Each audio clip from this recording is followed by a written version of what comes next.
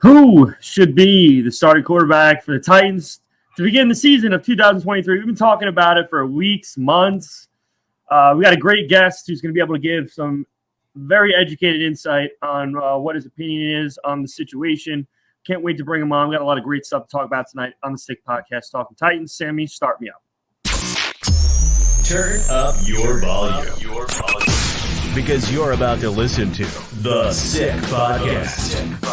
Talking Titans. Ladies and gentlemen, 94 yards. Touchdown, Titans. He is the baddest man in the NFL, and he just took her to the house. The sickest Tennessee Titans podcast. Sick! It's gonna be sick. What is going on, ladies and gentlemen? Welcome back to another edition of the Sick Podcast, Talking Titans. I'm joined always by my two co-hosts, Jared and Vin. How you doing tonight, fellas? Holding in? Yeah, could be better, could be worse. The Sixers are out, but basketball's fucking stupid anyway. Yeah, it is. And I warned you about that weeks ago, so you shouldn't be too surprised. But anyway, I digress. We got another great show for you today. I don't want to waste any time bringing our guest in tonight. He's got a lot of great insight. We can't wait to have him on. So let's bring him right in. Mr. Steve Manella with Pro Football Focus, does a lot of work for them, analyzing quarterbacks, also is with QB Impact with some skill development stuff as well. Steve, how you doing tonight? Man, I'm great. Appreciate you guys for having me on. Absolutely. We appreciate you coming on and taking some time out of your night so we can pick your brain. I want to jump right into it. On this podcast, I think the running joke, or at least the daily argument that we have each and every week, is what direction this team should go quarterback-wise as it pertains to the 2023 season. Now, obviously, I don't think it's far-fetching to say that beyond this season, Ryan Tannehill is probably not going to be with the team unless he does something absolutely miraculous. But first, let me just start off. As far as the Titans drafting Will Levis, where did you have him as far as, quarterback readiness in this NFL draft, and where was he on your board? No, it's a great question. Obviously Bryce Young and CJ Stroud were the top two guys, as mentioned. And I think Levis fell underneath those two. Not to knock Will Levis' ability. We all know he can throw the ball really well. I think it was more so of the season that they had at Kentucky. He had a lot of issues. Obviously, he was sacked 46 times, which led the SEC. So that's tough. And their offense only scored 20 points a game. And now it's not all on Levis, of course. The line was kind of new. They had some young guys in, and same for skills position. So, but obviously the tape, he stands out. Man, he can throw from anywhere, any arm angle, pretty much. Big guy. So obviously, we've seen that. We saw what he did at the combine and his pro day. So, I think where he was selected was pretty good for the Titans. They didn't have to, obviously move up or anything to grab him. They didn't have to go crazy. So I think it's a good spot. So you work with a lot of quarterbacks, correct? Yeah. So what we do here in Oklahoma City, or Oklahoma in general, not just Oklahoma City, where I'm at QB Impact with Coach Tom George. He is like the QB guru here. I'm one of the coaches on the staff, one of his QB coaches, and I've been doing that now for a couple of years with Tom. So it's been great. Prior to that, I mentioned earlier, I was in Buffalo, New York, coaching a little bit up there and coaching QBs a little bit as well. But definitely something I love to do. I love being out there with all the guys. It's great. All right, so that's a broad introduction for yourself on the podcast. So now this is going to lead right into my question. So when you're developing quarterbacks and you're looking at quarterbacks, what do you actually see in their I guess their progression? As because we're armchair scouts. Obviously, we like to call ourselves. But everybody, like I said on the podcast, we fall in love with the 6'4", 230-pound quarterback that can throw the ball a mile, right? What do you as a quarterback developer see and teach these quarterbacks how they prepare for the NFL drafts? That's another great question. So obviously, you look at guys, even we train youth, high school to college to every level, really. And we start with in QB terms of coaching, the base. So your lower half. And, it takes time for some guys to get that down. A lot of guys think they can just throw because of arm strength. everyone wants to be like a Mahomes or Josh Allen, but that's not always the case. So guys like, a smaller guy, Bryce, and there's nothing against him, but, you can see on film, he's really connected on his lower half, and that's how the ball is able to jump out of his hand. So we always start like that, look at that way, we progress, then we go to arm motion and all that. But, honestly, it is a great question. I would say for like a common, fan, they always will look at the arm first, but that's really not the case. So when we're looking at quarterbacks, because we've seen obviously Malik Willis on our team, and now Will Levis coming back. You see their pro days, have tremendous pro days, but we talked about the podcast as well, where can they actually read an NFL defense week in and week out, and can they sustain that accuracy throughout their NFL career? Do you guys teach like how to read defenses, from week in and week out, and obviously the accuracy?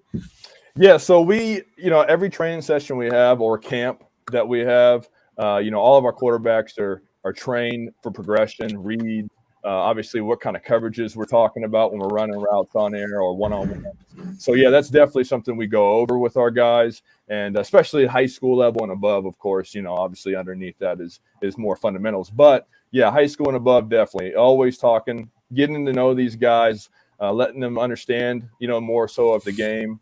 It's not just going out here and throwing the ball on air for 60 yards. You got to be able to read the defense, got to be able to get the ball out on time. We definitely work through all that. Well, first off, thanks for coming on, and I understand through your Instagram, Twitter bio that you are a vet as well. So thank you. We appreciate your service. Absolutely. We should have let off that one first. Always. You have more stones than I do, that's for sure.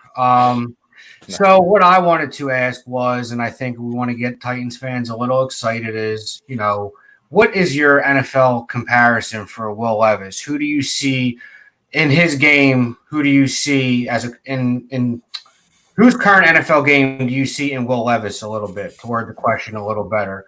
And what do you think his ceiling might be? And what do you think his floor might be, if you want to give a few comparisons to current NFL quarterbacks? And please don't say Ryan Tannehill. No, I won't say Ryan Tannehill. Hey, there's some shit. Yeah, come on. They're definitely not the same. As far as Levis goes, big guy, like we know, kind of has that, and I don't want to compare the two, but kind of has that Allen type frame. So we know, and the arm, right? So he has that. Maybe not as mobile as Josh Allen. As far as like ceiling goes, you would think that he could be that kind of player.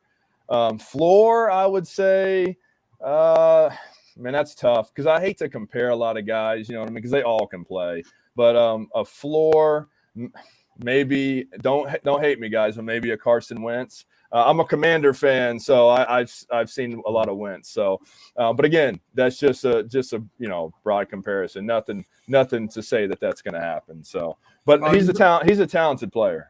You got us excited enough with the Josh Allen. That's the name I was hoping. There you go. That's the name I was hoping you were going to say, and that's all I need to hear, because now I believe it. So yeah, right. So so the Titans are in a situation where they have two quarterbacks that they drafted in the upper echelon of the draft over the past 2 years. I haven't been shy with my allegiance to Malik Willis when he arrived here just about a year ago. That's for damn sure. There's plenty of different ways you can look at his rookie season as far as how to analyze it. I've been pretty constant in saying I think the franchise did a really, a disservice to him with the way they used him and in the situations they used him and how much they allowed him to throw. I kind of just want to see, as far as, how you viewed him coming into the draft last year, if you saw him as a more NFL-ready guy than he looked. And also, do you foresee a possibility of him possibly getting into that starting caliber type quarterback in the league? Yeah, I think that's another great question, and I think a lot of people are kind of writing off Malik Willis a little too early. He was a rookie last year, okay, and he struggled, but the whole offense struggled, other than Derrick Henry. So I think it's kind of unfair to say that, and I've heard the term bust already on Malik Willis. I think that's kind of unfair. In college, he did play in a very QB-friendly scheme with Liberty, and, the ball was out of his hands quick. It was a lot of one read. read stuff, but I still think that talent-wise, man, he's an athlete, and of course you guys know that because you guys are Titans fans. But man, he's an athlete. He can move as well as anyone at that position, and his arm strength is crazy. So he can play. It's just a matter of, is Tennessee the right fit? That's another question. And I think with them taking Levis, and a lot of people thought that Malik would be traded, or even released. Some thought that. I saw that on some reports on Twitter. But I'm glad they were able to keep him on, let him compete. But I think with Levis coming in, it kind of shows that they're kind of leaning to pushing Malik out the door. I hope not for him, but if that's the case, I'm sure he'll catch on elsewhere and maybe get a chance to prove that he can play, because I think he can. So as this quarterback room shakes up, we have 3 NFL caliber starting quarterbacks, right? Everyone bashes. I'm a big Ryan Tannehill fan. I know it doesn't say much, but he is the second best quarterback in Titans history, like I said, behind Steve McNair. But, we drafted Will Levis. Do you honestly, he's got an expiring contract, Ryan Tannehill, at the end of the year. He's worth a lot of money right now, $36 million. Do you think the Titans actually, after June 1st, could possibly cut him? And do you think they're going to insert Will Levis as a starting quarterback? Or if they keep him, how do you think the roster with the QB room actually plays out in order? Yeah, judging by a coach like Mike Vrabel, I don't see that happening. I think Tannehill will probably go into camp as a starter. And then, he'll obviously they'll battle it out, right? We'll see during the preseason. I think Tannehill, I kind of agree with you. I think he's a solid quarterback. He's a solid starter. Is he a top guy? No, but I think he can he's proven he can get the job done. They've went to the playoffs. Obviously Derrick Henry can help any quarterback, so they're blessed there to have him. But at the same time, Tannehill has won games, and that you never can discredit a quarterback that's won games. There's the talk all the time about Dak in Dallas. Well, Dak Prescott wins games. I mean, is he a tier 1 guy? Probably not, but he wins games. So it's always hard to replace those guys. I mean, like I said, I'm a Commander fan, and we're now on Sam Howell. So can he play? Who the heck knows? He's played 1 game, guys. So, I would love to kind of be in y'all's situation where you have different, guy that's proven, and then you got 2 young guns right behind him. That's not a bad place to be in. I wouldn't say that too loud that you want to be in our situation. Well, coming from a Commander fan, you guys have been in the playoffs quite a bit, so it'd be nice. Do you have anything else, Jared? I think I cut you off a little bit. No, I was gonna say if you actually can predict it, do you think Will Levis can actually beat out Ryan Tannehill for the starting quarterback job this year with the fundamentals, or do you think they let the rookie sit 1 year under him, develop, and start next year? I mean, we don't have the 5th-year option this year, so right. I think that right now, I think it's Tannehill's job. Now, if things go south and the team starts, going south, I think then you could see them going, okay, it's time to put Will in. Let's see what he's got. Let's throw him in now. It's his team anyway of the future. Let's see. But right now, I think it's Tannehill's job to lose. So I'm glad that you said that because my question is for you, let's just say for argument's sake that Ryan Tannehill is our quarterback going into the year. And for argument's sake as well, we add a veteran, a Jarvis Landry, a Galladay to kind of shore up that receiver room. Do you still feel as though, with the knowledge you have working for PFF and being a quarterback guy, do you think that this team is well coached enough, with Mike Vrabel and having a guy like Derrick Henry and a very, very stout defense? Do you feel as though that this division is still up for grabs?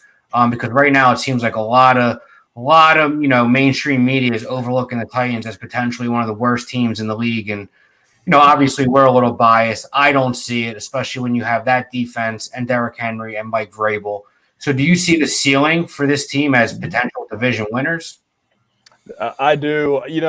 So Indianapolis is more than likely going to start a rookie, right? So it's pretty close anyway. I'm sure it's going to be Richardson's team.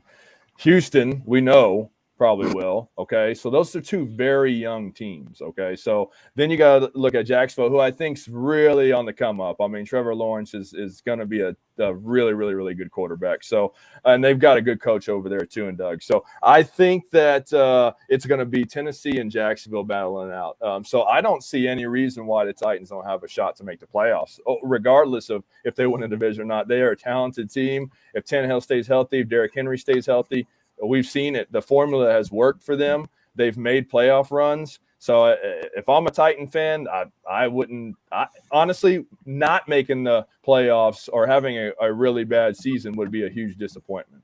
Well, between the Josh Allen comparison and saying that, you are more than welcome back on the show, buddy. Appreciate it, my man. You brought up Anthony Richardson, okay? I know there was a lot of hype on him coming into the draft, and our name was floating around between all the quarterbacks besides Bryce Young. He's in our division now, obviously with CJ Stroud. How did you see and how did you rank Anthony Richardson coming out in this draft? Because he was a 6 and 7 starter at Florida. He only started 1 year. He's a very athletic freak of a quarterback. He has that same stature, but can he sustain at the NFL level? Where did you have him? That's a great question. He was in that tier with those guys of Levis, Stroud, Young, and those guys. So he wasn't far behind. His athletic ability is just stupid. We know that. He can throw it a country mile. Now, the key for him is he's just very raw, right? He hasn't played a lot of football, especially at that level. So I think it's going to be interesting to see if they really do throw him out there week 1. But regardless, I think he's got a lot of potential. Obviously, and like we said, I mean, it's going to fall onto the schemes too. A lot of these times it falls into, are these quarterbacks set up in the right scheme in the next level?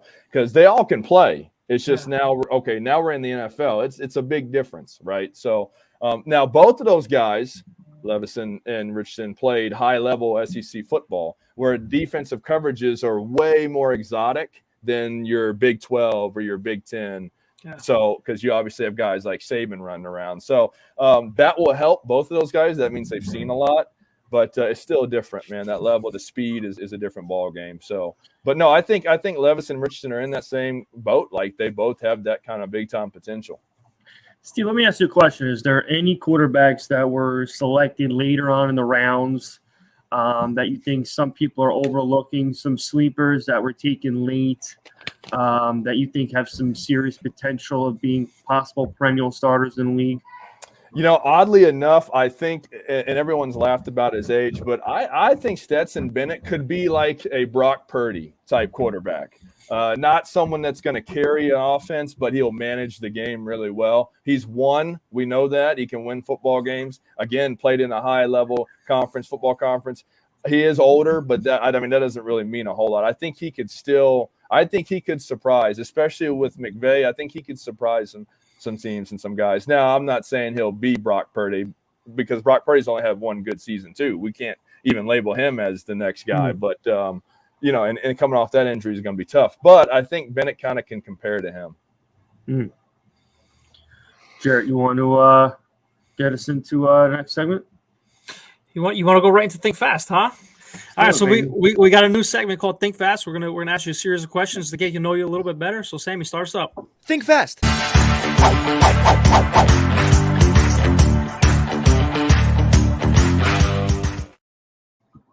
All right, so question 1 is who's the favorite quarterback you ever worked with? Oh my goodness, that's tough. If we go college guys, since we train a lot of college guys, and it's not talent wise, because we have got very talented throwers, but I think personality wise, I'd say Micah Bowens from OU, who's now going to Charlotte. And again, it's not a favorite. He just his energy is just really good. But we have a great group of college guys, so I can never say favorite. You know what I mean? I got you. But for this one, you may be able to say favorite. We know your NFL. We know your NFL football team is the Redskins. You said it before. What about your college football team? So college, I grew up on the Gulf Coast. I was always a Gator fan, and then when I moved out this way to Oklahoma, obviously become a Sooner fan. So I like kind of both. But if I had to pick one, I'm in the Sooner State. I'll go with OU.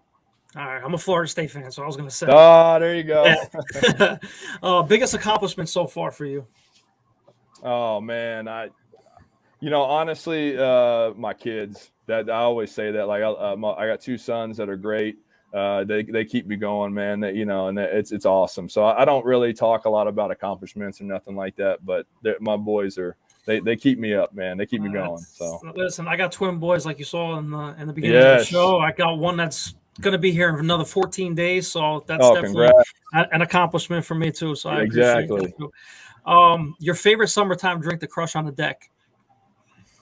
Oh man, if it was up to my guy, Coach Tom George, he'd probably be drinking a little fruity drink. No, I'm just kidding. No, I think I'm a beer guy. I like any. I mean, this Yearling Lager has really got on to me lately. When I lived in New York, it was all over the place, and I never really tried it because I was always on drinking Corona. But then when it just came to Oklahoma, and I'm hooked. So that's probably my favorite.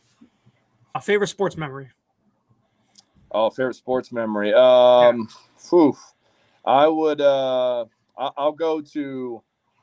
I grew up a big Brett Favre fan from Southern Mississippi. So as a kid, he was like my guy. Obviously, he's one of the reasons why I love football. So him winning the Super Bowl was pretty dang cool.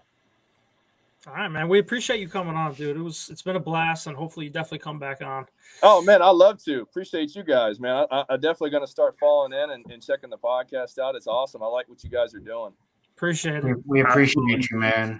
Steve, thanks so much for joining us, and we'll definitely catch you on the flip, and we appreciate you taking time out of your night to talk some football with us. You have a great rest of your night. Appreciate it, guys. Y'all too. All righty. So, again, that was Steve Manella with Pro Football Focus, also does QB development with QB Impact. You can find him on Twitter at Coach Manella, CoachManella. We want to thank him for joining the show. A lot of great insight. I'd have to respectfully disagree with him on his stance of starting Tannehill first, but that's not because of his. That's not because of his opinion is much more educated than mine. Obviously, I'm just much more biased because I can't deal with the guy, just leading us to mediocrity anymore. But of course, he's a more established guy. He's definitely.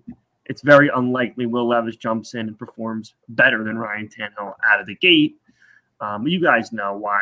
You're almost maturing before our eyes. I am. No, I am. Listen, I'm not going to stand here and say this guy's going to roll through and he's going to look like freaking, Brett Favre or any of these other guys, cannon arms. I get it. I know. It's just like, as I've said over and over again, and especially which Vin brings up often, which is the right, the right way to look at it. We don't have that 5th year. So, the sooner the better. We all know we're not winning a Super Bowl. So why the fuck waste our time another year of trying to claw our way to 10 wins to get a home playoff game and get shellacked in the first or second round when we can start, beginning to mature this kid and getting him ready to lead our team into the future, Well, I mean, I think Tennessee almost looks at their situation. It's weird to say. I think they kind of look at it in a certain way as a win-win. Whereas they feel as though, like Steve said, that they're going to compete with Tannehill, could possibly win that division, which would be, all fine and dandy with us to get us into the playoffs again. As bleak as that playoff picture might look, considering we're going to have to go against the Buffaloes and the Kansas Cities and the Miamis and, the Herberts of the world, the Burrows and whatnot. But I think they look at it as a win-win because they feel as though they can win the division. And if not, if they do struggle early, we have a guy waiting in the wings that we're going to put in there and see what we got. So on one side of the fence, you have a team that you think could compete with Tannehill and win that division. And if you start out 1-5, 2-5, and you want to throw Levis in and you think your season's kind of lost and you want to see what this kid has for 10 games, then sure, go for it. So not to say that's a win-win, but I don't think Tennessee, the organization, is looking at themselves in a pessimistic way that the mainstream media is, that way a lot of Titans fans are. I think they're looking at it, glass half full, not half empty type thing. Yeah, we're used to being the 13-3 Titans as a couple of years ago and having the ridiculous offense and everything. Now everything toned down a little bit. So now we're out of the spotlight. We're not the power ranking number 1. We're not. And it could be worse. It could be a Commander fan. We're not in the power rankings in the top 10 no more. But you know what? We're gonna be there in my top opinion. 10 worst. No, we're gonna be there at the end of the year. and we're going to fight and claw because Mike Vrabel's our head coach, and he's not going to let this team die on the hill. And I think that possibly they're going to lean on the defense once again. Who knows? They could be the 2001 or what was it, 2002 Bucks, where the Buccaneers and Trent Dilfer went to the Super Bowl. And oh my gosh, was it Trent Dilfer? No, it was it was Brad Johnson. Brad Johnson. Trent Dilfer was with the Ravens. Ravens. Yeah, Brad Johnson. Out of all people, are you kidding me? Come on, believe it. Believe it. God bless your soul, Jared. God bless. Yeah, I know. Yeah, Nick Westbrook-Akina is going to be Super Bowl MVP with the wide receiver's coming. The wide receiver's coming. Yes, I'm telling you right now. DeAndre Hopkins. It's coming. It's coming Byard. After June 1st. Kevin Byard for DeAndre Hopkins. Vinny's going to be jumping for joy. I'd be so conflicted, but I would have no choice but to be about it. I mean, if if they think they really want to move Budda Baker, then that's a good trade for them because you're not going to get any better at the safety position than Kevin Byard if you're going to move Budda Baker. And clearly Hopkins doesn't want to be there, but I just have this sick feeling he's going to end up on fucking Kansas City or Baltimore or Philly because they need him. Please. No, they can't afford him. But what I really would like to stop happening, and this is just, and I know it's going to happen no matter what, but it really grinds my gears. All these people that are like, here we go, another washed up guy who's not going to be able to stay healthy. Like, okay, last 2 years he's had some injury problems, but he still has 1,200 yards over the last 2 seasons, and he played a little over a season. So, and then before that, Pro Bowl, All Pro. So, yeah, he's 30 years old, but he is, without a shadow of a doubt, as far as talent's concerned, when healthy, a top 5 receiver in this entire league. He's got hands, man. I mean, that's the best route runner in the league, in my opinion. And this is a team that has literally nobody to throw to. I mean, I even if he winds up being another Julio Jones, I just can't fathom it being a risk not worth taking. Okay, you're not going to have to give up, first round picks for him. I don't think you will. I mean, no. Whatever it is, if it's a second in 2 years and Kevin Byard or something, whatever, like just make it happen because if you get him, then everything changes. Now you're talking DeAndre Hopkins, assuming hopefully he's healthy, Treylon Burks, Chig, the new kid Wiley. Then you got the defense, Derrick Henry. Then everything seems like, you know what? If the defense plays as good, we can make a run at this thing. I'm telling you, that's what I'm saying. We have one wide receiver away. But it needs to be elite. We're elite wide receiver away from, I think, actually possibly being a contender. Now, I think a lot of people are overlooking our corners. Our corners. It's a young cornerback room. It's a young cornerback room, but like I said, if Farley shows 60% of what he has not shown already, we're going to be all right, especially with Bunting coming over full, and that room is deep. You got Molden coming back too, and you got the rookie from last year too. Yeah, so I mean, we're going to be fine there. It's just a wide receiver, man. Burks could be that elite guy for us, but he needs a compliment. He can't be doubled and tripled every time. He needs that DeAndre Hopkins. He needs like a Michael Evans. Who knows? What about Chris Godwin? Didn't he sign an extension too with the Buccaneers? Yeah, so forget him. I was thinking that. But I'm telling you, Hunter Renfrow, I brought up to you guys again in the chat this past week. That room, something's going to happen there, man. And he seems to be the odd man out. I would like him, but like I don't. Again, it's funny. You want the true X though. Yeah, you know what I mean. Like I think there's a better chance Kyle Phillips could be as good as Hunter Renfrow. He's not moving the needle. He's not. you can do fucking this all you want.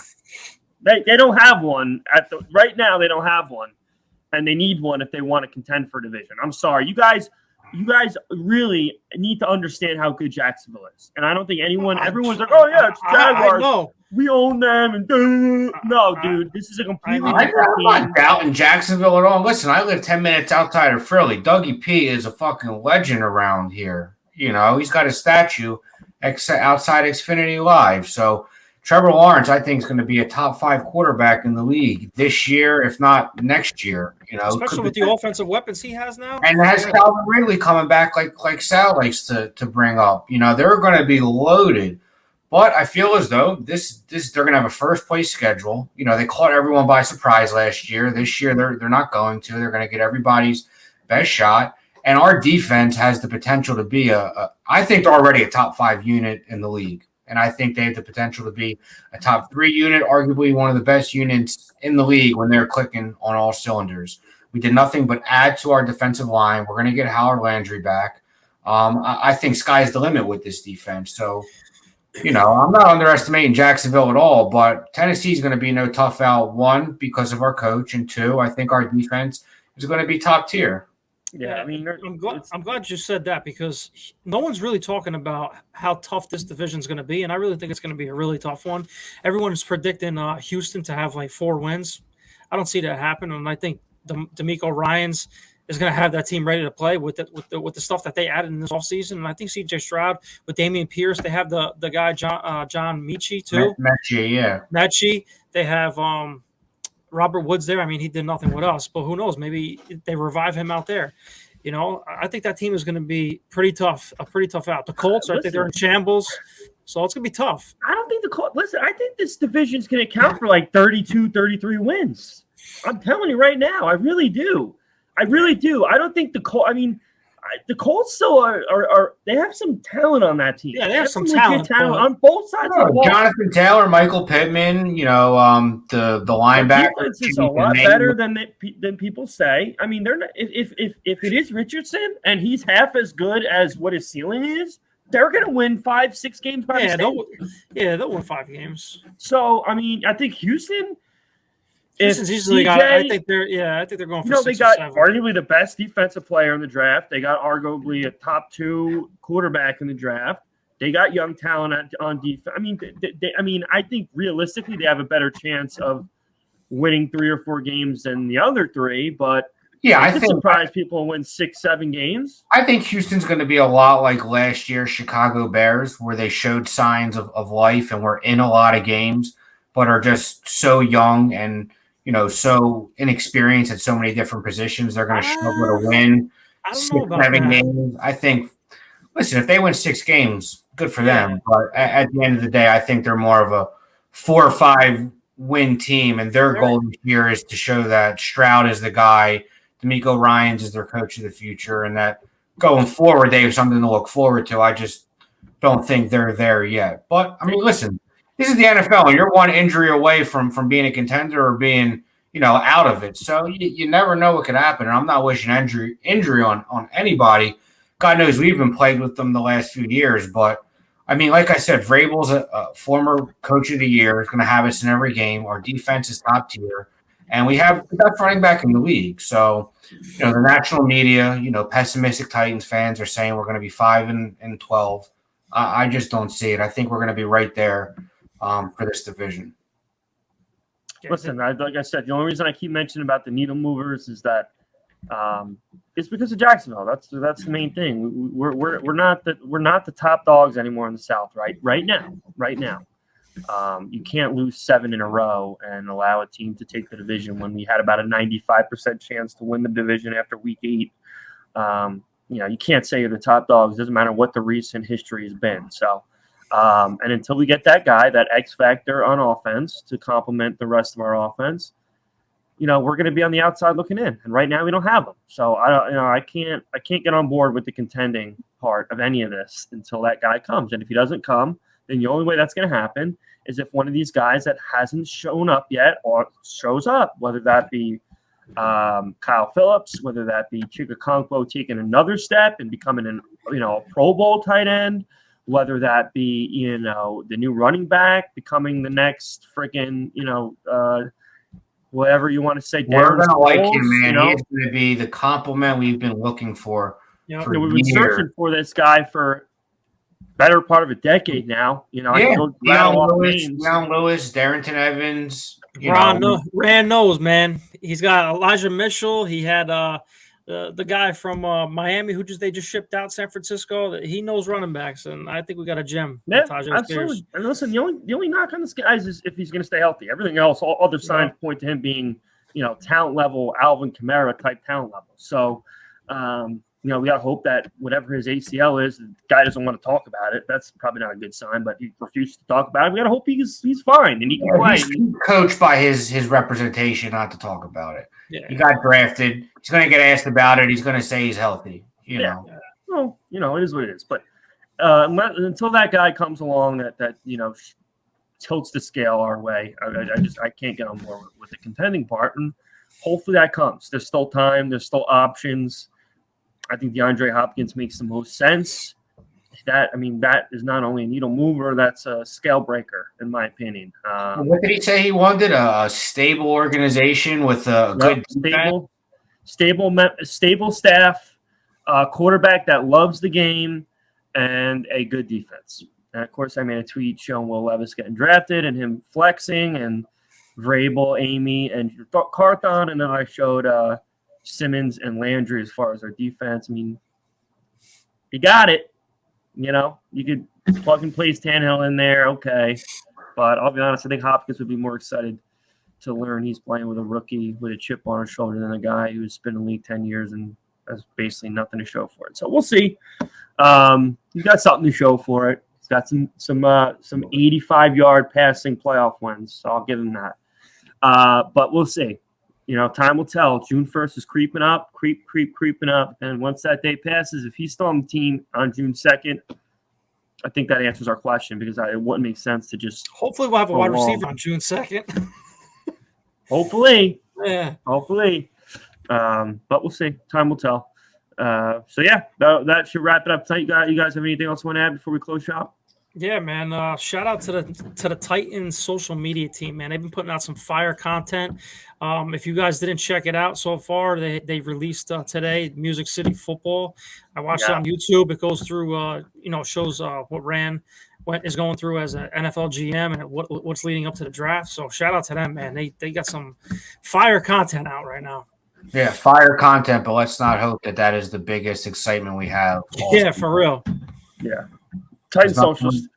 Nothing would be more typical Titans than our schedule release being the highlight of our year. Yeah. Titans socials still in my doghouse right now, but they got time. Still waiting for my basket that Paul Kaharski said I was going to get from them. Apologizing for what they did. That hasn't come yet. But sue for defamation. I'll sue for defamation. Hey, we're waiting for followers. We need followers. What do you mean? The Titans to follow us. Oh yeah, no, I don't know what that's about. I'll send a few DMs. See what I can do. See if you can do anything for us. Have your people call their people. Yeah. Well, right now they're dealing with Paul Kaharski's lawyers. So once they're done with that, then I'll sign them another mission. So I'm sure we'll get that in order. So as always, guys, make sure you like, follow, share, subscribe, thumbs up, all that good stuff. Every week we're growing, and we appreciate all the love and support we're getting from everyone. And we're going to continue to give you the best content we can give. So make sure you check us out on all the platforms, YouTube and all that. So as always, guys, I hope you had a great night. Hope you have a great day, great week. And as always, tighten up. Sammy, send me out. And that's a wrap. Hope you don't miss us too much until next time. Follow the Sick Podcast Talking Titans on YouTube, Instagram, Facebook, Google Play, and Apple Podcasts.